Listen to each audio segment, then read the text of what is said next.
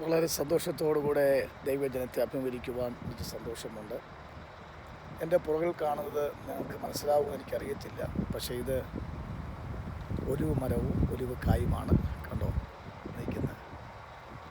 വിശുദ്ധ ബൈബിളിനകത്ത് 128 സങ്കീർത്തനത്തിൽ പറയുന്നവൻ്റെ ഭാര്യ വീട്ടിനകത്ത് ഫലപ്രദമായ മുന്തിരിവള്ളി പോലെയും നിൻ്റെ മക്കൾ മേശയ്ക്ക് ചുറ്റും ഒലിവ് തൈകൾ പോലെ ഇരിക്കും.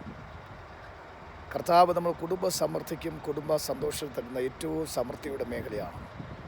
നോഹയുടെ കാലത്ത് ജലപ്രളയം ഉണ്ടായപ്പോൾ വെള്ളം കുറഞ്ഞുവോ എന്നറിയാൻ തക്കവണ്ണം മലങ്കാക്കി അയച്ചു. അത് മടങ്ങി വന്നു, വീണ്ടും പോയിട്ട് തിരിച്ചു വന്നില്ല. പിന്നെ പ്രാവിനെ അയച്ചു, ആദ്യം പോയിട്ട് പ്രാവ് തിരിച്ചു വന്നു. അടുത്ത പ്രാവശ്യം പ്രാവ് പോയിട്ട് ഒലിവ് മരത്തിൻ്റെ ഒരു കൊമ്പൊടിച്ചുകൊണ്ടാണ് വരുവാൻ കാരണമായത്. പ്രിയമുള്ളവരെ, ഈ ഒലിവ് നമ്മെ കാണിക്കുന്നൊരു പ്രത്യാശയുടെ ഒരു മേഖലയാണ്. നോക്കൂ, എന്ത് രസമുണ്ട്. ഞാൻ എൻ്റെ ചൂട് നിൽക്കുമ്പോൾ എൻ്റെ മക്കൾ മേശിച്ചു ഒലിവെന്ന് പറഞ്ഞ വാക്ക് എൻ്റെ കണ്ണ് നിറയുന്നു. ഈ വാക്ക് പറയുമ്പോൾ പ്രസംഗിച്ച ആ മരത്തിൻ്റെ ചുവട്ട് നിന്നുകൊണ്ടാണ് ഞാൻ ഈ വാക്ക് പറയുന്നത്. നമ്മുടെ തലമുറ നമുക്ക് പ്രത്യാശയാണ്. നമ്മുടെ തലമുറ നമുക്ക് ആശ്വാസമാണ്.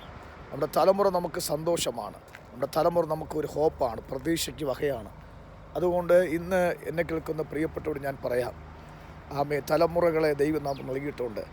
ആ തലമുറ നിമിത്തം നമുക്ക് ദൈവം അനുഗ്രഹം നൽകും.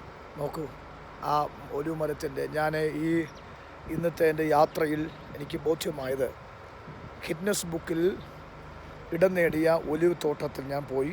ലോകത്തിൽ നമ്പർ 1 അതിനുശേഷം ഇന്ന് വരെ അത് തിരുത്തിയിട്ടില്ല. അതുകൊണ്ട് ഗിന്നസ് ബുക്കിൽ പേര് കേട്ട ഒലിവ് മരങ്ങളും ഒലിവ് തോട്ടവും ഒലിവ് ഓയിൽ ഉൽപ്പാദിപ്പിക്കുന്ന ഒരു തോട്ടത്തിൽ ഞാൻ പോയി. അവിടെ പോയി കണ്ട് അവിടെ ഒലിവ് കായൊക്കെ പറിപ്പാൻ കാരണമായി തീർന്നു. അതുകൊണ്ട് ഞാൻ നിങ്ങളോട് പറയാം, കർത്താവ് തന്ന എത്ര അനുഗ്രഹമാണ്. ക്ഷേമത്തോടെ നമുക്ക് ദൈവം നന്ദി പറയാം. കർത്താവ് നമ്മുടെ തലമുറകളെയും മുമ്പോട്ടുള്ള ജീവിതത്തെ അനുഗ്രഹമാക്കി തീർക്കട്ടെ എന്ന് ഞാൻ പ്രാർത്ഥിക്കുന്നു. God bless you.